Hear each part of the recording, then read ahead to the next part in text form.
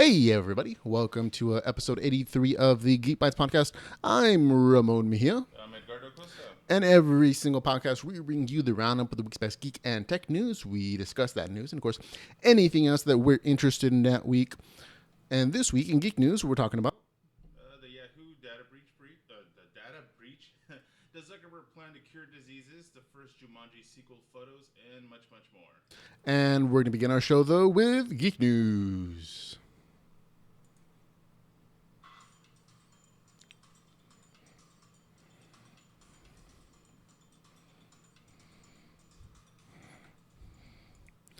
Now, first story of the week is talking about the Yahoo data hack. Yahoo reported this Thursday that data on over 500 million, yes, right, million user accounts were accessed without authorization all the way back in 2014. Yahoo believes it was a state-sponsored attack. That means some country did this. Yahoo also says the data access may have included names, email addresses, telephone numbers, dates of birth, and hashed passwords, but may not have included unprotected passwords, payment card data, or bank account information. Yahoo began sending affected users an email starting at 11:30 p.m. on Thursday. Also, asking folks who are Yahoo account users who haven't updated the password since 2014 to please do so as soon as possible. So I am a Yahoo guy. I have a Yahoo email account. I have been hacked before. I've had hello hack issues. I even had them through Facebook. But thankfully, guys, all I got is just nothing but spam full of porn that nobody wants anymore. So unless that's your thing. Unless that's your thing. And Hans Lima in the chat room says, good evening, ladies. Good evening to you too, ma'am. And blessed be me because I did sneeze. But yeah, I don't know if you ever had that horrible experience of getting your email hacked. You could have the greatest McAfee software, anti-whatever, spyware, all that kind of stuff. It happens. It absolutely does. I think it's just weird that it happened a couple years ago. Now who's either just finding out about it now or just telling us. Either way, you should be changing your passwords at least on a yearly basis. I'd always recommend something along the lines of using a program like what's it called? I just forgot my thing. It's called LastPass. LastPass. Sorry, LastPass is a great random password generator. Also store all your passwords. Only making you memorize and learn one really good master password to unlock everything. Or on some phones, you can even just use your fingerprint scanner thing. So it's really convenient. It's awesome, but I gotta give credit a little bit to Yahoo too because they have told me that there might be a possibility of breach in my login because of course their whole ISP. They actually told me that. Are you recently in Japan or in Mexico City? I'm like, no.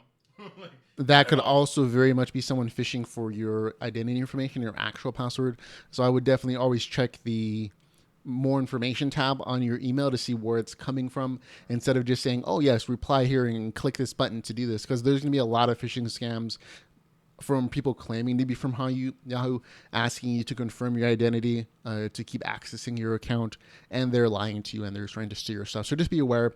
Always go to the actual Yahoo page, yahoo.com, to change your password there, and don't just click on random links you find in emails from people that may look official, even though they may not be. or that you don't know because they're good. They're really good. And no offense, if you're really dumb, you're very vulnerable. All right, well, let's talk about more of stuff.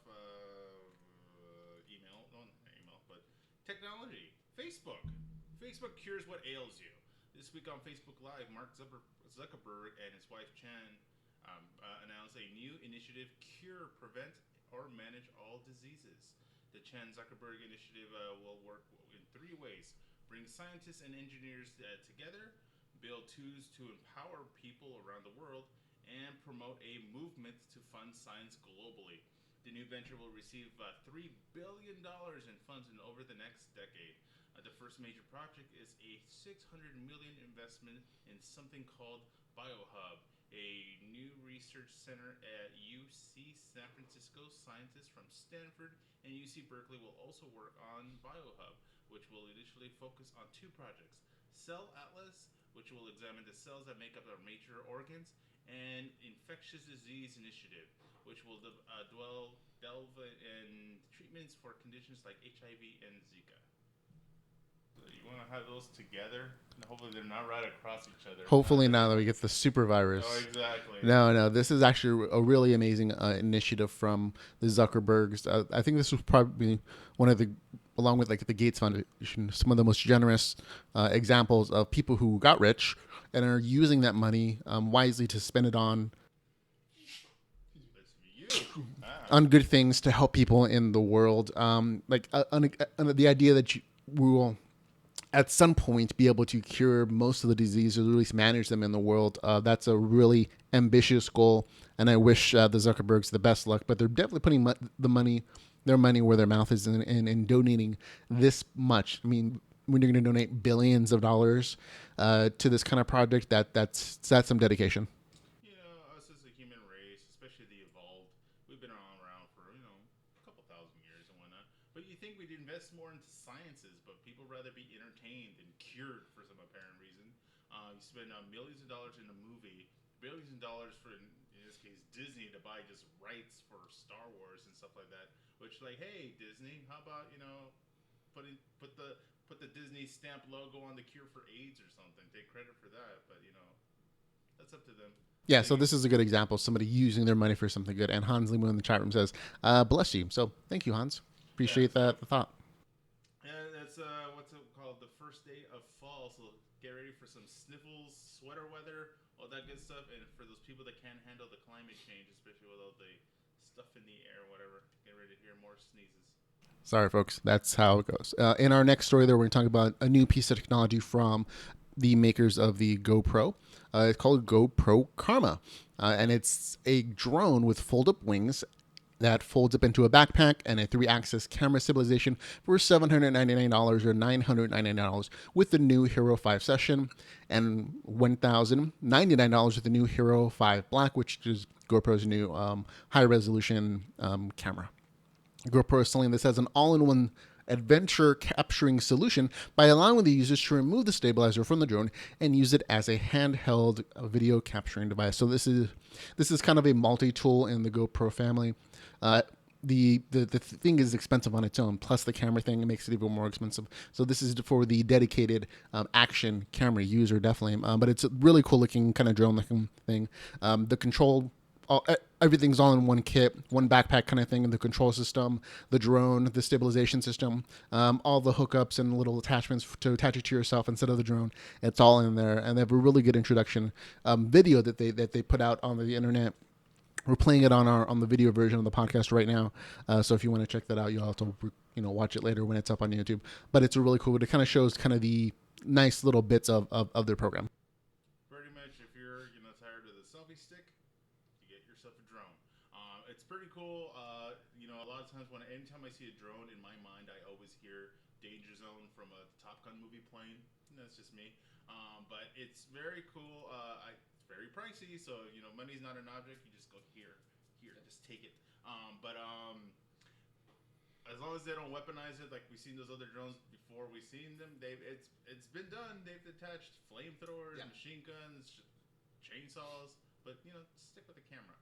I think that it's going to be the new evolution of, well, at least selfies for sure, and depending if you're that one big brother person, new thing of spy. But remember, what was it? Europe has those trained eagles.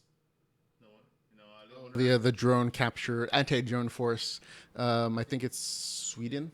We talked about it last week, where Sweden has actually trained eagles to capture unauthorized drones, and they have some weird scenarios where like their prime minister walks out of a car, but then suddenly you hear a drone noise, and he's pushed away into the car, and they release the eagle, and it suddenly captures the drone, and it's a really fantastical way of like.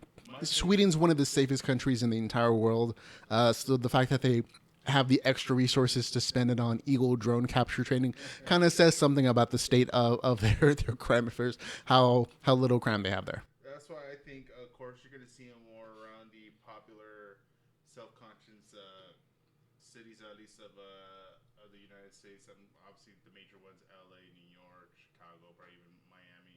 I'm not really if you're going to see that many drones in the southern states. No offense to you guys, but you're really trigger happy down there. The little hunters might mistake it for a duck or something, and suddenly there goes $800 down the toilet. But anyway. Well, for you guys that love apps but don't hate logging in, hate subscriptions, hate credit card information, guess what? CW app lets you stream anywhere for free.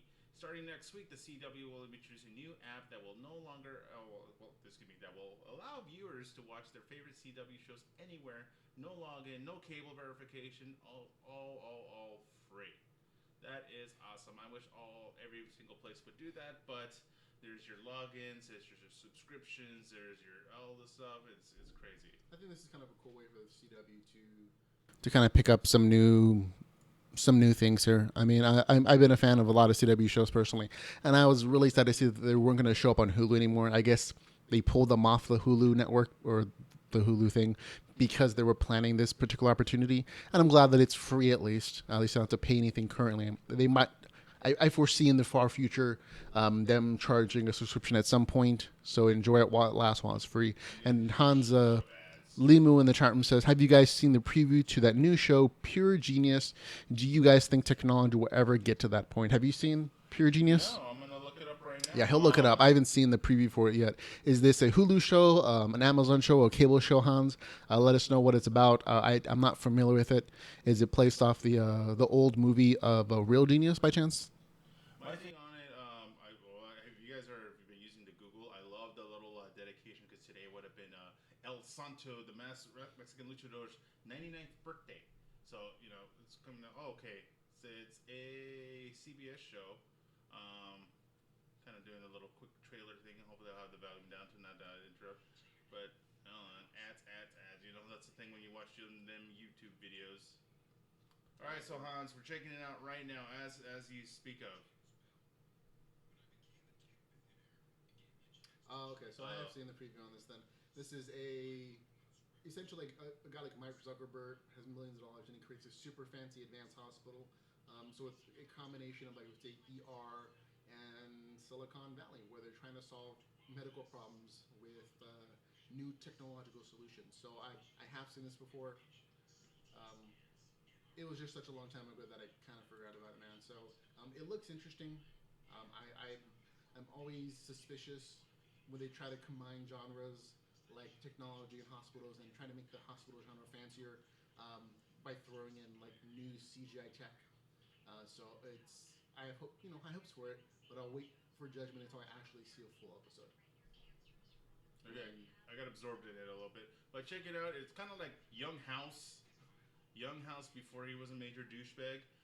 But it looks like the X Mansion in a way because of the technology they're using on it. Because he reminds me of Professor X too, before the head shaving kind of thing.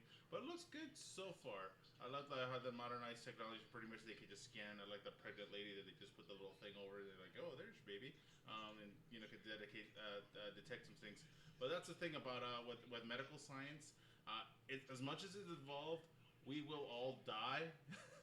That's my thing, just to bring it down to depress everybody. No, but I love the advances on it because I love it's that's a debatable subject, especially when it comes to people getting old. But that's why like one of my favorite movies that causes oh my gosh, it would help if I had a microphone.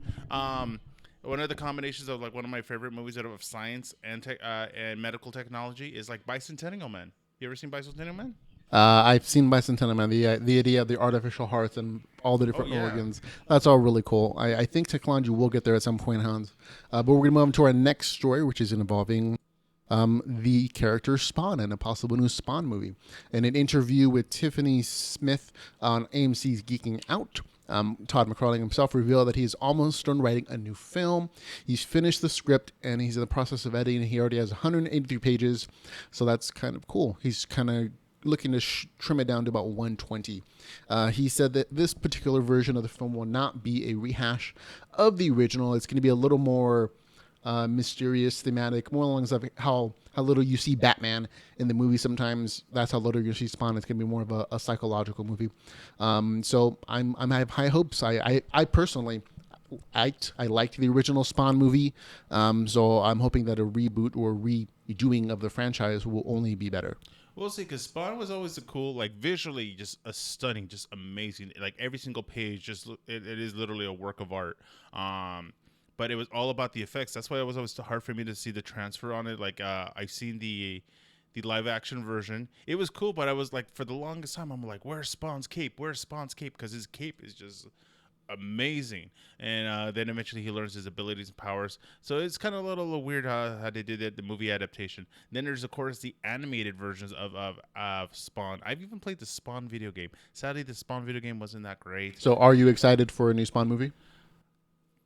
I'll watch it, but I'm not like, obviously I'm not like, because I don't know, because I've been disappointed before. So unless it does something revolutionary that will blow me away, to me it's like, we're just gonna see a shitload of CG. That's all. That's totally fair. This is kind of a weird franchise. I totally a huge fan of the HBO animated version of Spawn, which was much more adult, much more graphic and violent, and totally took that whole hellscape thing really seriously.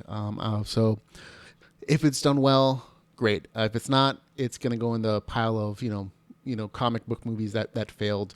But in the age of of the Avengers, where funding is very high for these comic book movies, I hope that Tom McFarlane gets the funding that he deserves to make this movie great.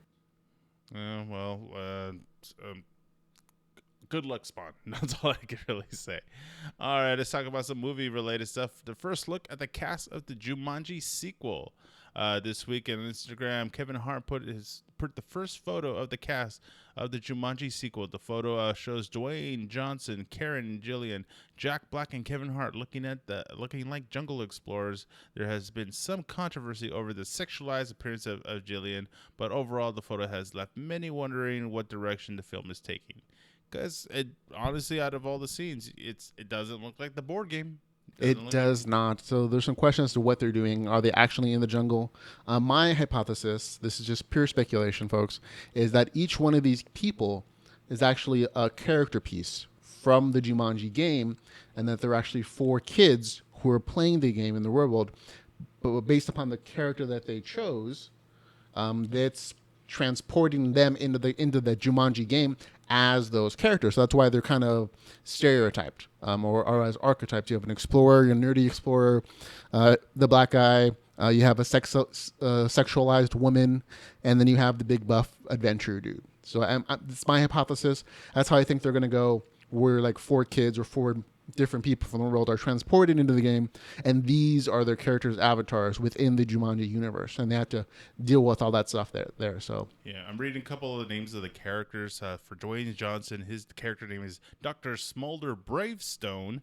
Karen Gillian is Ruby Roundhouse, and Kevin Hart is Moose Finbar. Interesting names. They did sound like comic book characters, if anything. Sadly, they don't have Mr. Jack Black, but apparently Nick Jonas is in this as well. Yep. So that's the only picture they got off. There's no really scenario or anything on it that gives me more information about the movie. It's a very mysterious kind of script at this point, which is fine for me. Half the fun of movies finding out what the plot is, so I'm okay with that being the case. But that's my hypothesis, so you quote me on that if it actually turns out to be the case. But what do you think about looking at the characters? Yes, I understand the sexualization, if you will, and by I guess the sexualization means showing off the midriff. I would like to see a role reversal, have her covered up and all dudes showing off the midriffs, just to be fair. But they're very characterized. Obviously, Rock looks like an awesome explorer superhero guy. Jack Black, maybe because he's the rounderish, he does look like the professor-ish, kind of like the. What was the name of the character of the professor-ish version? Like not Indiana Jones himself, but the bigger burly, the professor guy. No, I couldn't tell you, sorry. Yeah. But yeah, I see what you mean. Like they're kind of archetype looking character. Like you think, oh, that's the archaeology professor. Maybe he has certain powers in the Jumanji universe. Karen Gillian has her character has certain powers, and same for the other guys. So what's up with Kevin Hart then? Because he might be the racist like pack carrier kind of guy. Yeah, maybe he can carry the most, which is why he has everyone else's equipment. I'm surprised on his back. So I'm surprised they didn't go racist and have like a bone through his tooth with a big fucked up afro. Like that might have been in the original script, so you never know. But yeah, that's what I think is happening here. But we'll have to wait and see. Our next story, though, is talking about something that's actually currently out. If you've been watching Marvel's Agents of S.H.I.E.L.D., you're probably seeing the last episode in which a more modern version of Ghost Rider has appeared. So It's not a surprise that he's on the character, but what it may be a surprise to you is that at a red carpet event for Marvel's Agents of S.H.I.E.L.D. premiere, Marvel television producer Jeff Loeb hinted at the possibility of the Punisher showing up later in the season to face off against the Ghost Rider. They have not said whether this is going to be the same Ghost Rider from the Daredevil series or it's going to be a new and originally cast type of Punisher. We'll have to wait and see if it even happens, but this is something that's kind of exciting in that they're kind of cross-pollinating the genres, even within their own universe, even though they're on different networks, and I think that's kind of cool. The whole Marvel universe, hopefully they keep it, because that's the one tie-in. They've actually used the same characters, unlike let's call it the Arrowverse. They have some of the same characters, but then they're played by some other people.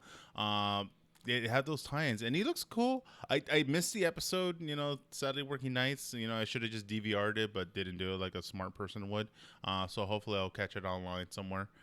But I would like to see that. I think that would be interesting. I'm still waiting to find out if they would go the route of the Midnight Suns, because once again, I think the one of the semi-main reasons they introduced a Ghost Rider is, of course, to me, it'd be a somehow tie-in to the Doctor Strange dealing whole with the astral plane, the magical, mythical kind of world on that. And the Ghost Rider is definitely a cool tie-in character to put them in between both. But who knew they would have the budget? They'll have Mr. Skullfire on ABC on a network television. Yeah, because he's more of a major character than they've used in the past, either creating new characters for the show or pulling them from the movies. I think the most famous character up to this point has probably been Agent Coulson, who was featured in the actual Avengers movies and then brought to this own series. So the Ghost Rider is definitely a major bump up in their budget, at least. And now maybe the Punisher as well. And Hans Lumenschamp says it was an awesome first episode. So there you go, straight from the audience. He enjoyed it as well. So I definitely encourage you to go watch it. It's on Hulu currently.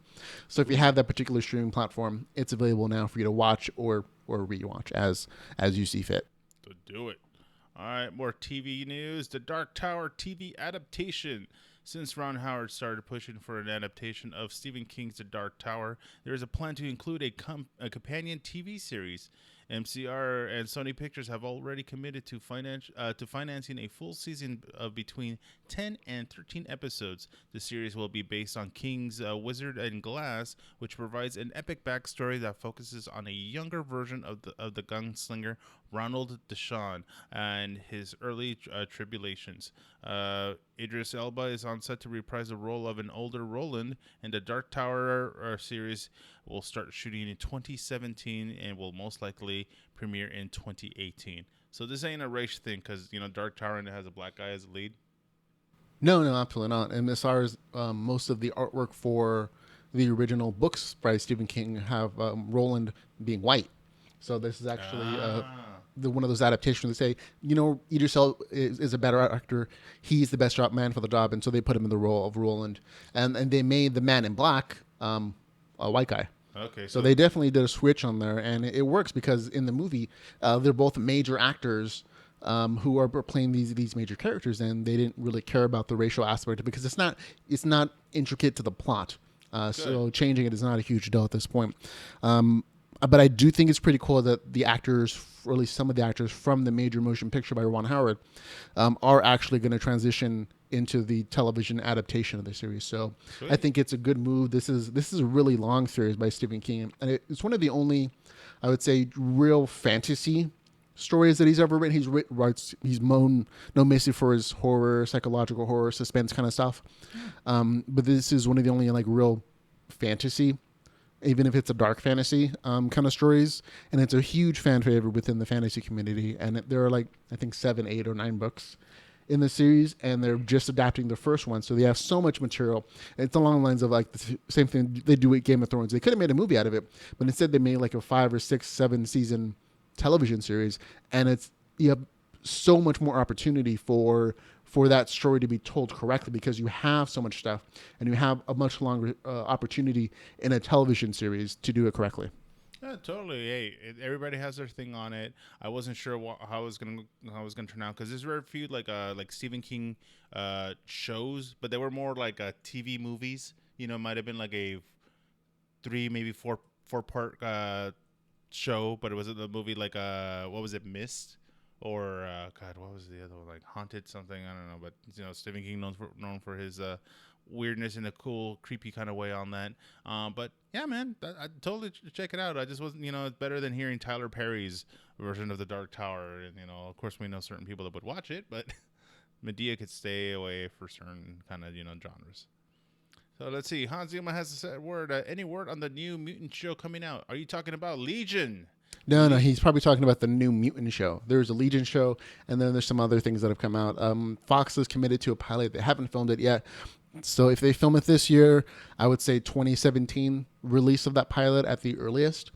That's what I'm looking up on the internet, anyways, for you, man. So, but I would definitely be more interested in Legion, which is actually already filmed the first episodes, and it has a premiere date, I believe, on FX this year. So, I would check that one out. That to me seems like a much more interesting concept than just a rehashing of the X-Men. This one, the Legion show, or the Legion television show Legion, is not just mutant powers. It's also a weird psychological peek into what people think of as like multiple personality syndrome. But in this case, there are actual personalities with different powers in this mutant's head. You should get your variety. Okay, on to our next story, though. We have Power Ranger casting news. So if you're a fan of the Power Rangers, this is probably something of interest to you. This summer, Power Rangers director Dean Israelite confirmed that the Power Rangers original robot helper Alpha 5 will be on the big screen of the rebooted movie. This week, though, the film's producers revealed that Saturday Night Live Bill Hader is lending his voice to that character, Alpha 5. So, are you excited to see this character on, being voiced by somebody so big? The Alpha character is one thing, because I'm so used to hearing the high pitched, like ay character, talking like that. Maybe I think they're stereotyping him because his head almost looks like a sombrero. That's probably why they give him the ay kind of line. But Bill Hader is an awesome actor, especially a voice actor. He's done so many characters. He's like, if you watch the Saturday Night Live, he's awesome. He could pull like pretty much anything out of his hat. He's done everything from Vincent Price to the dude from MASH. He's awesome, but I really doubt he's gonna follow the routes of Mr. C-3PO and put on the like robot outfit, which that'd be funny.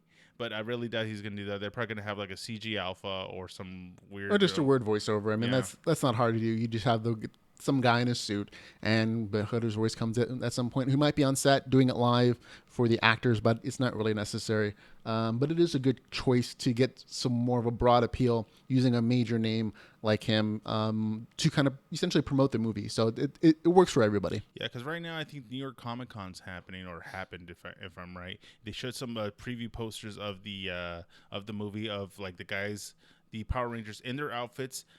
Just sitting on their Zoids, I think. Yeah. And I didn't really like the preview posters because they didn't really give you a look. They gave you like a 1/10 of the model of the Zoids, which is an indecent tease, in my opinion. If you're going to show me a little tip, show me the whole thing, folks. I mean, that's my opinion. Yeah, they still look like, Robert Downey Iron Man outfits on giant robots, and that's as far as it goes. But the Zords are going to be cool. I just don't know how actually it's going to evolve, which is funny because they are filming right now, and just to right now announce Bill Hader to do the voice. So obviously they probably already had Alpha. They probably already had his lines and everything. They just needed to add the voice to it. Absolutely. But, oh well, let's see. Hopefully it turns out well, because I still want to check it out, because out of curiosity, but we'll see how it turns out. Hopefully Rotten Tomatoes doesn't destroy it like the way they've talked about Suicide Squad. I don't think that Rotten Tomatoes ever destroys anything. All they really do is collect the criticisms of everybody else and give their own kind of meta score. So if the movie sucks, it kind of sucks on its own, believe me. That's true. I mean, sometimes fans disagree with them, and that's their right. Yeah, but I mean, the Rotten Tomatoes is not anything that's super important. All right, let's talk about some anime news. Ghost in the Shell mini trailers have been released. Paramount Pictures has released a five mini trailers that gives fans their first look at the live action Ghost in the Shell movie. Even though each mini trailer is only about 5 to 10 seconds long, it's still interesting to see Scarlett Johansson as Major Motoko Kusanagi. And once again, whitewashed. white chick playing Asian chick. But anyways, that's how it turns out. Honestly, if they're gonna be using a white chick to play like an Asian chick, they should have used the what was it, Kate Beckinsale, whatever. Who's the chick from the underworld? Yeah, Kate Beckinsale. You're correct. She is awesome. She looks very, very Ghost in the Shell kind of character-ish kind of thing. Yeah, in this case, I don't know that it matters quite as much because the main character is an android. Mm-hmm. The outside body, to me, it doesn't seem like it's any particular race. Mm-hmm. So if they can increase their sales and public, advertising, but because they had Scarlett Johansson, then I don't begrudge them that particular opportunity. That's the black chick. Absolutely could have. And then if it was a big name and it got them more funding, like saying, we have this person who's super famous and so give us money for this one that we want to make. If it was the choice between Scarlett Johansson in Ghost in the Shell and no Ghost in the Shell live action movie, I'm like, hey, jump in Scarlett Johansson, especially considering that there's supposed to be a ton of nude scenes in Ghost in the Shell. I'm like, why not? Oprah could have been a great choice. But again, the other characters are still Japanese. Even Batosai, one of the characters, I think it's Batosai. He's Asian, just a blonde hair. So, and in the movie, I believe he was supposed to be like an American cyborg kind of guy. Yeah. But it's cool. It's not exactly the world of like Aeon Flux. You ever seen the movie? I don't know if it's called Ultraviolet or Violet. I forgot who the actor was, but it was. It was what's her name? I'm gonna look it up real quick. But it was. He's Charlize Theron, I think. Oh, there you go. Yeah, and that was kind of like a weird sci-fi-ish kind of movie out there, especially with a girl lead. And I don't know if she was supposed to be any specific race or whatever, but it turned out well. We'll see how things going on. Because other than entertainment news right now going around and the whole Brad Jelena split. Aren't you heartbroken that the two famous good-looking people aren't together anymore and available for other people? That's so heartbreaking. I mean, I really honestly feel bad for their kids. But they're two rich grown adults, and sometimes things just don't work out. And I'm sure they're both going to be fine though. Jennifer Aniston's all like, "Yep." Just. But anyway, hopefully it works out for the kids because it's all about the children. Oh, it's always about the children. Their whole UN, can't you think of the children? Their whole UN collection of children. Anyways, that's kind of it for the show, everyone. Thank you very much for watching. If you're looking for ways to support the podcast, remember, we can't do this without you guys and your support, so we appreciate it. How can they find ways to support us, guys? If you like the podcast and want to help support us, you can find out all the ways to do so at geekbytespodcast.com/support. Yep. By the end, that's it for the show, folks. Thank you very much for listening and watching. For Geek Bytes Podcast, I am Ramon Mejia. I'm Edgar Acosta. And remember, folks, go geek out about something. Have fun, you guys.